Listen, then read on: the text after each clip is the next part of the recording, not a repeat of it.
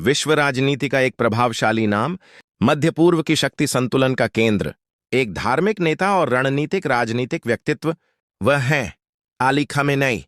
बचपन और शिक्षा। 1938 में ईरान के मशहद शहर में उनका जन्म हुआ। धार्मिक परिवार में पले बढ़े खामेनेई ने बचपन से इस्लामी शिक्षा प्राप्त की। कम शहर में उच्च धार्मिक शिक्षा के दौरान उनकी मुलाकात रूहुल्लाह खोमेनी से हुई। शाह विरोधी आंदोलन 1960-70 के दशक में ईरान पर मोहम्मद रेजा पहलवी का शासन था। खामेनेई सरकार की नीतियों के आलोचक बने और कई बार गिरफ्तार हुए। जेल का समय उनके राजनीतिक विश्वास को और मजबूत कर गया। इस्लामी क्रांति 1969 की ईरानियन रेवोल्यूशन ने देश की दिशा बदल दी। क्रांति के बाद वे महत्वपूर्ण राजनीतिक पदों पर पहुंचे। राष्ट्रपति पद 1981 में वे ईरान के राष्ट्रपति बने। ईरान इराक युद्ध के दौरान उन्होंने राष्ट्रीय सुरक्षा और स्थिरता पर ध्यान दिया। सर्वोच्च नेता 1999 में वे देश के सर्वोच्च नेता बने। उनकी भूमिका में शामिल है सशस्त्र बलों की कमान, न्यायपालिका पर प्रभाव, प्रमुख नीतिगत निर्णय, अंतर्राष्ट्रीय संबंध। उनके नेतृत्व में ईरान ने क्षेत्रीय रणनीति और स्वनिर्भर अर्थव्यवस्था पर जोर दिया।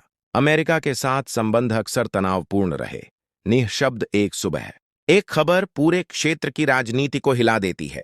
लंबे समय तक ईरान के नेतृत्व में रहे एक व्यक्तित्व अली खमेनेई अपने जीवन अध्याय का समापन करते हैं। उनके निधन की खबर केवल एक देश के लिए ही नहीं, बल्कि पूरे मध्य पूर्व के रणनीतिक संतुलन के लिए भी महत्वपूर्ण थी। दशकों तक वे निर्णयों के केंद्र में रहे।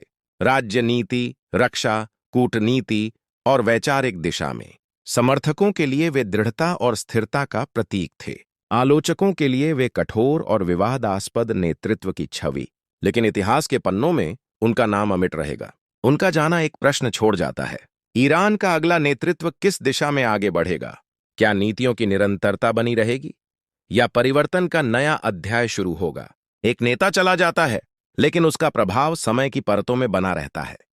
यदि आपको यह वीडियो पसंद आया हो, तो हमें प्रोत्साहित करने के लिए एक लाइक जरूर करें। अपनी मूल्यवान राय कमेंट में लिखें। आपकी प्रतिक्रिया हमारे लिए बेहद महत्वपूर्ण है।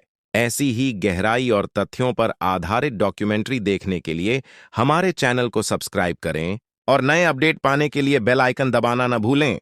हमारे साथ जुड़े रहने के लिए धन्यवाद। स्वस्थ रहें, जागरूक रहें। अल्लाह हाफिज।